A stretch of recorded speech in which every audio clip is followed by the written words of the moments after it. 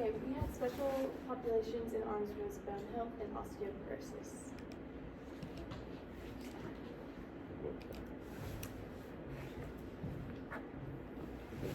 Osteoporosis is a skeletal disorder characterized by lower bone strength, making the individual more susceptible to fractures, especially with high impacts.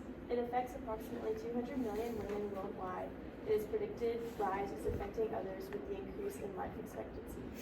Women are more susceptible, with 1 in 2 women over the age of 50 suffering a fracture, though it is not only a health risk for women, as 1 in 4 men over the age of 50 suffer an osteoporotic fracture in their life. Osteoporotic fractures are low trauma fractures occurring with forces produced by falls from standing height or lower. Upwards of 1.5 million fractures are associated with osteoporosis every year, with most common fractures in the spine, wrist, and hip.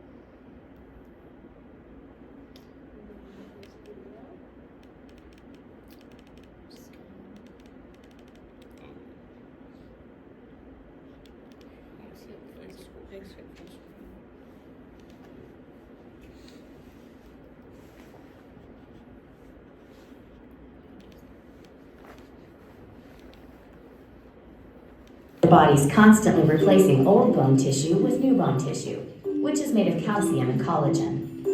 Osteoporosis happens when your body removes old bone too quickly or doesn't fast enough. Healthy bones have a honeycomb structure, but with osteoporosis, the spaces inside grow bigger. This makes your bones less dense and more likely to break, especially in your hip, spine, and wrist.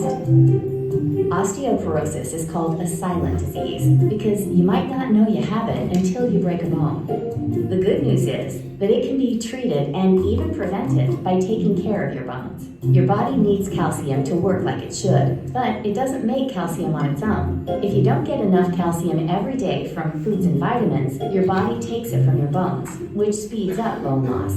To keep your bones strong, eat foods high in calcium and vitamin D, exercise, don't smoke, and talk to your doctor about medicines that can help.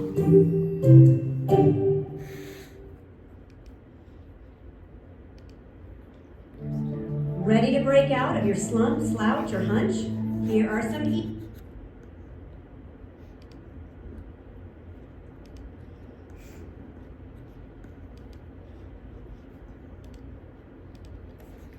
So osteopenia is when your bones are weaker than normal, but they're not so far gone that they break easily, which is the hallmark of osteoporosis.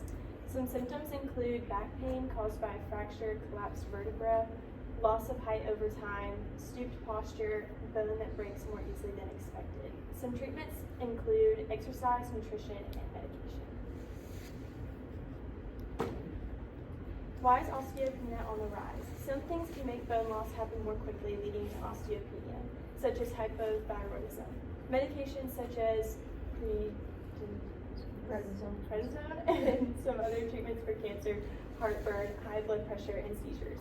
Hormonal changes during menopause, and poor nutrition, especially a diet too low in calcium or vitamin D.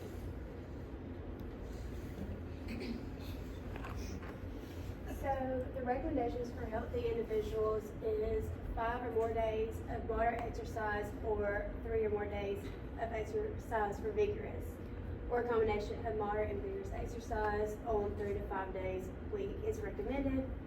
The intensity levels can be moderate to vigorous. Light to moderate intensity exercise may be beneficial in deconditioned individuals. If moderate intensity is 30 minutes or more a day, to total 150 minutes a week. If vigorous intensity is the time, it's 20 minutes or more a day to total 75 minutes a week. The regular purposeful exercise that involves major muscle groups and is continuous and rhythmic in nature is recommended. The resistance is 2 to 3 days per week, non-consecutive.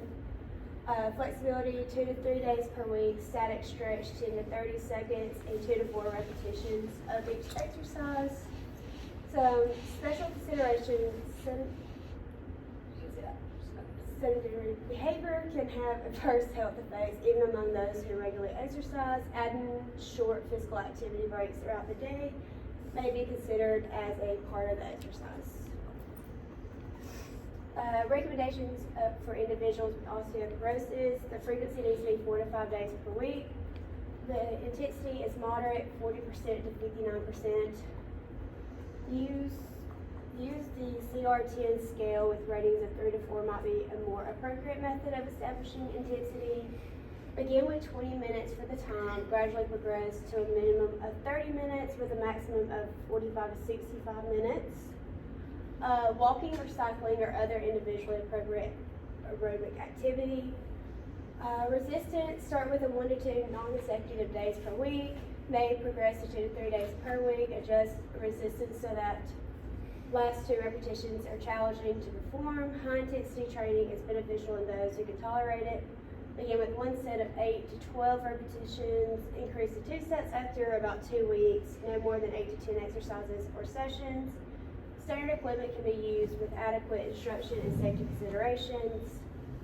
Flexibility, 5 to 7 days per week, stretch to the point of feeling tightness or slight discomfort. Hold static stretch for 10 to 30 seconds. Hold the static stretching 2 to 3 repetitions of exercise. And static stretching of all major joints. And then special considerations. Exercise prescriptions should align with recommendations for older adults. One important goal is to select osteogenic and balance activities while optimizing safety and minimizing fall and fracture risk. Resistance, flexibility, and neuromotor training should be included in this population. So, characteristics of bone strength: you have bone quantity and bone quality. Bone quantity refers to the amount of bone material present. There's 26% of total bone mass is required during adolescence, and bone formation continues at a faster pace than bone reabsorption until peak bone mineral accreditation is attained sometime between age 20 and 30. After peak, each bone remodeling site no longer produces equal amount of what was absorbed. This is known as a negative bone balance. Bone quality: with age and menopause, bone may decrease in quality by not being able to absorb as much energy, resulting in more susceptibility to fractures, microcracks, and susceptibility to fatigue damage have also been shown to increase with age and loss of bone strength. There's bone structure. An important component structure of bone is how the material is disrupted in space. All changes in cross-sectional geometry can markedly increase or decrease bone strength with little or no changes in bone mass or density. Structural differences in cortical bone geometry may explain few of the differences in fracture rates between men and women, as more or none is reabsorbed from the endocortical surface than is formed on the periosteal surface. The cortices start to thin and become fragile with a higher risk of fracture. And then microarchitecture of the tubular bone has also a role in bone becoming fragile. In this case, the loss of structural strength exceeds the amount of bone loss. Thank you. That remains intact may thin by excessive remodeling, creating a decline in the ability to bear loads.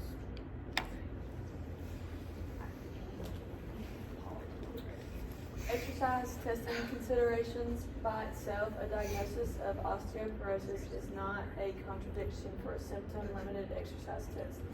When exercise tests for muscular fitness are performed in individuals with osteoporosis, the following should be considered: use of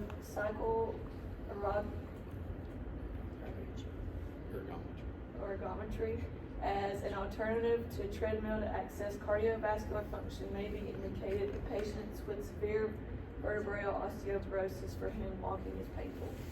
Vertebral compression fractures leading to a loss of height and spinal deformation can compromise ventilatory capacity and result in a forward shift in the center of gravity. Maximal muscle strength testing is contradicted in patients with cerebral osteoporosis given concerns of a fracture during testing. Loading characteristics. Unaccustomed loading. When physical activities are different from everyday activities, generating forces abnormally distributed on the bone. Studies of this abnormal distribution have been conducted on turkey bones, which saw an increase in bone mineral content between 133% and 143% of the original content. Rest inserted loading has also been shown to improve osteogenesis by inserting rest periods of seconds, hours, or even days in between cycles of loading. Study results suggest that using the same amount of loading cycles in a period but allowing for rest periods between them could make the exercise more effective for bone health. Guidelines for exercise prescription. Individuals with low weight-bearing tolerance may see benefits for stationary cycling or aquatic activities. Both will improve muscular strength and endurance, possibly slowly introduce weight-bearing activities. Proper spinal alignment and form should be provided throughout daily activities and progressive exercise prescription. Safe movement and fall and fracture prevention could require modifications to improve body mechanics.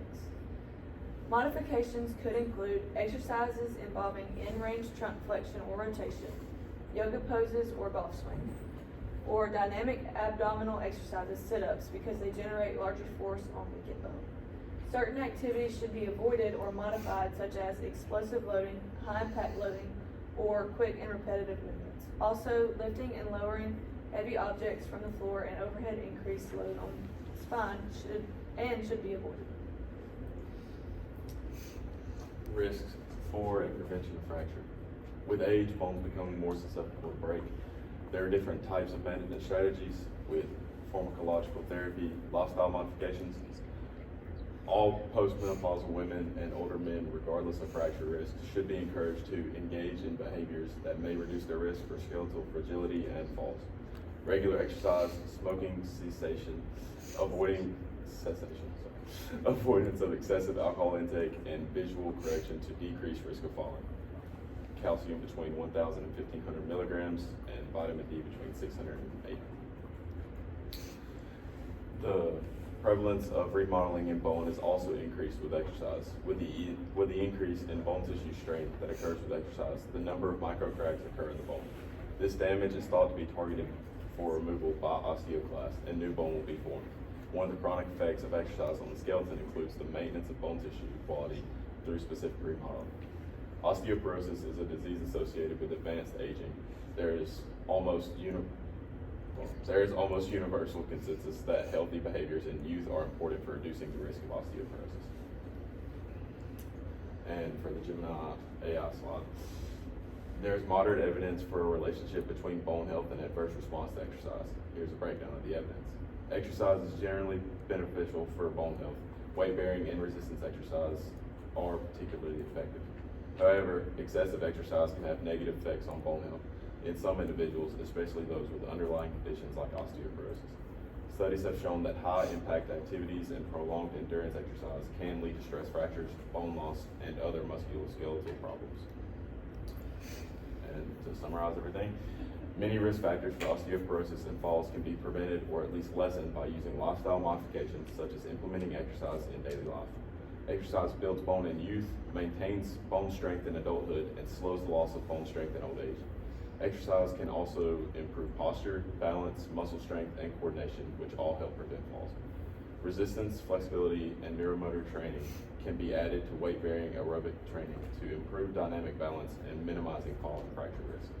Exercise holds a critical role in preventing osteoporotic fractures, improving bone mineral density, promoting strength gain, and improving quality of life.